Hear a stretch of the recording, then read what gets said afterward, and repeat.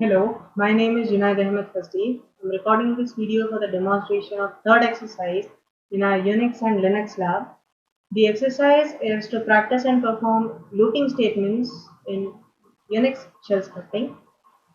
Loop is basically a statement or a part of a program which runs another specific statements again and again if they are of similar usage. Suppose creating a multiplication table, we need to multiply a number from 1 to 10.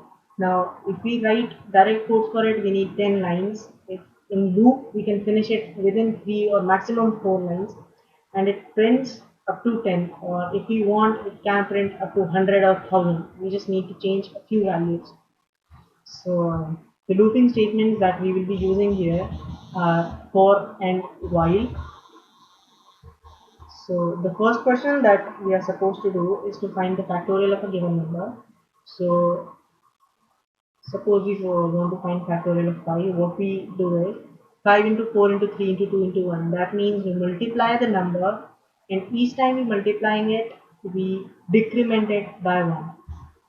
So here we read a number from the user, and then we compare the number with 0, like we in a while loop condition until the number gets 0. What we do is we have a factorial variable created here. We multiply the number with that variable, and after each multiplication we subtract it by 1. So then loop goes again, checks it. It's not 0, it comes in, multiplies with the previous value, then goes on. Once it gets 0, it comes out of the loop.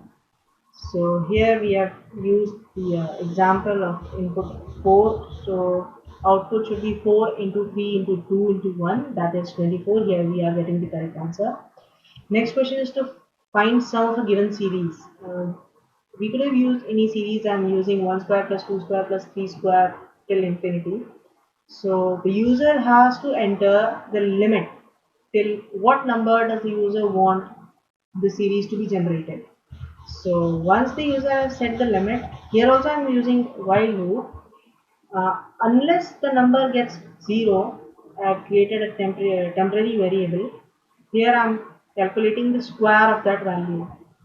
So after calculating the square, I have created another variable sum, assigned it with value 0. So I add the value of sum and temp, store it back in sum. Next, I decrement the value of n by 1. This goes again and again and again until n becomes 0 and we come out. So for the value 5, we are getting the answer 55, but the operation what exactly happens is we get 5 square stored in sum plus 4 square, and 5 square plus 4 square stored in sum plus 3 square goes on till 1 square, and that's how we get our answer. Next question is to print Fibonacci series. Now, to get Fibonacci series, what we are doing here is we are creating two variables n1 and n2, both are assigned to 1. Now, the Fibonacci series, as you remember, is 1, 1, 2, 3, 5, and goes on. The value which we are currently checking is the sum of the previous two values. This condition exists from the third value, not from the first and second. So that's why we have given first and second as 1. So what we are doing here is, here also we get the limit of the sequence, the length, and based on that, first of all we print the n1 and n2 values 1 and 1.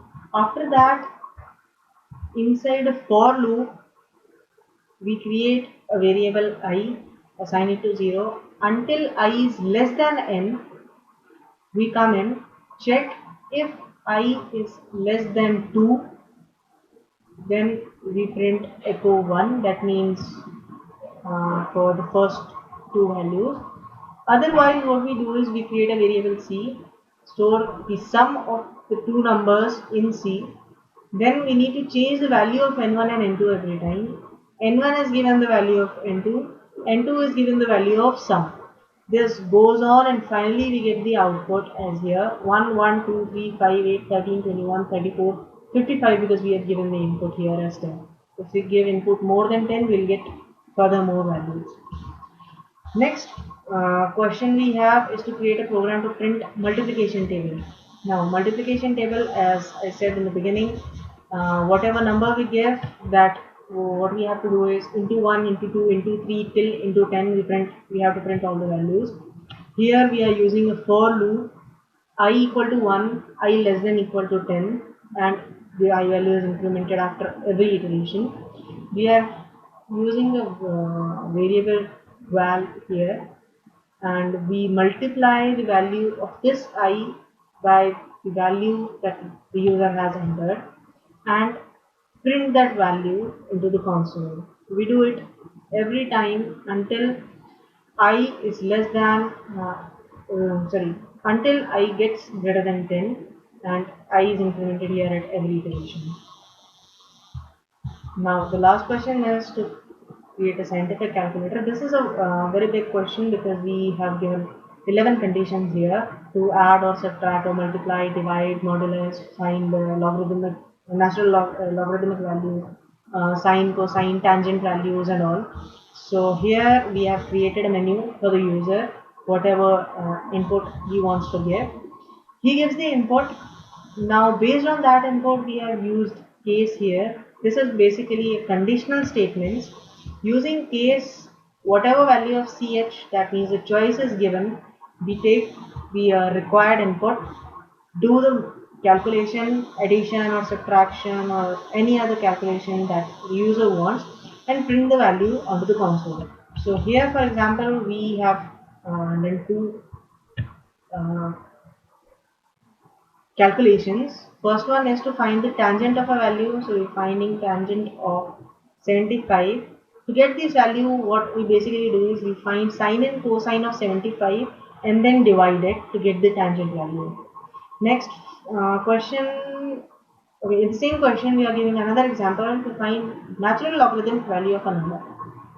So the option is 10 for that, and number we have given as 2. So natural log of 2 is 0.693, and using this all the 5 questions have been executed successfully using all the looping statements here, and yeah, that's it. Thank you.